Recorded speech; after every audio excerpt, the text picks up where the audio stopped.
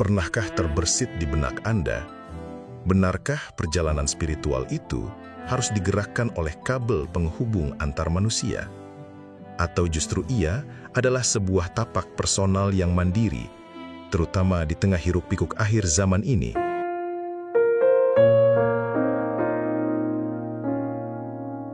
Assalamualaikum warahmatullahi wabarakatuh. Selamat datang di channel Nasihat Sang Kiai, ruang untuk merenung dan memahami makna terdalam perjalanan hidup kita, di mana nilai-nilai spiritual kian diuji. Thariqah, jalan spiritual yang sangat personal. Thariqah bukanlah sekedar ikut-ikutan, saudaraku. Ia adalah perjalanan spiritual yang sangat pribadi. Ibarat setiap kita punya kaki, urat, darah dan tulang sendiri yang tidak terhubung dengan siapapun secara fisik. Sama seperti itu, tak ada kabel yang menyambungkan pengalaman batin Anda dengan orang lain. Anda menempuh jalan ini dengan kekuatan dan upaya Anda sendiri, menyiapkan bekal diri untuk hari akhir. Meskipun kita berkumpul dalam sebuah jamaah thariqah, esensinya tetap pada langkah individu. Pikirkan saja perkumpulan tukang bakso. Mereka berkumpul, tapi setiap tukang bakso tetap mendorong gerobaknya sendiri, kan? Tak ada yang membantu mendorong gerobak orang lain hanya karena mereka berada dalam satu perkumpulan.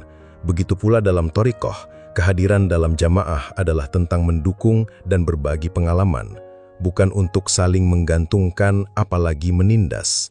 Ini penting, mengingat tantangan individu di akhir zaman kian besar. Peran jamaah, wadah untuk saling mendukung, bukan membuli. Jamaah thariqah seharusnya menjadi wadah kolaborasi dan inspirasi.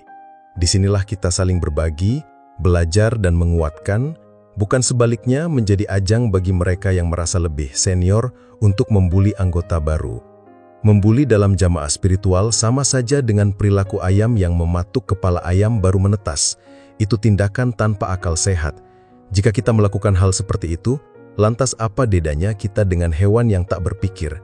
Terlebih di akhir zaman, di mana empati dan kasih sayang kian menipis, kita justru harus menjadi teladan. Thariqah sejati melahirkan budi pekerti mulia. Thariqah yang benar bertujuan untuk membersihkan sifat tercela dan menumbuhkan sifat terpuji dalam diri kita, sejalan antara syariat dan hakikat. Bukti nyata keberhasilannya ada pada budi pekerti mulia yang terpancar dari setiap perilaku dan keseharian kita. Jika perjalanan thariqah justru membuat sifat tercela Anda makin subur, itu berarti ada yang melenceng dari jalannya. Ingatlah, budi pekerti mulia adalah benteng terkuat kita di akhir zaman. Mari wujudkan thariqah yang penuh rahmat. Sahabat-sahabatku, mari kita jadikan jamaah thariqah sebagai tempat yang penuh rahmat dan keteladanan. Tempat di mana setiap individu tumbuh dan berkembang, bukan saling menjatuhkan. Di era yang penuh gejolak ini, persatuan dan akhlak mulia adalah kunci. Jangan lewatkan video-video nasihat lainnya di channel ini untuk terus memperdalam pemahaman kita tentang jalan spiritual. Klik tombol subscribe dan aktifkan lonceng notifikasi agar Anda tak ketinggalan setiap ilmu yang bermanfaat. Mari terus berproses bersama menuju pribadi yang lebih baik dan bersiap menghadapi tantangan akhir zaman dengan hati yang bersih. Wassalamualaikum warahmatullahi wabarakatuh.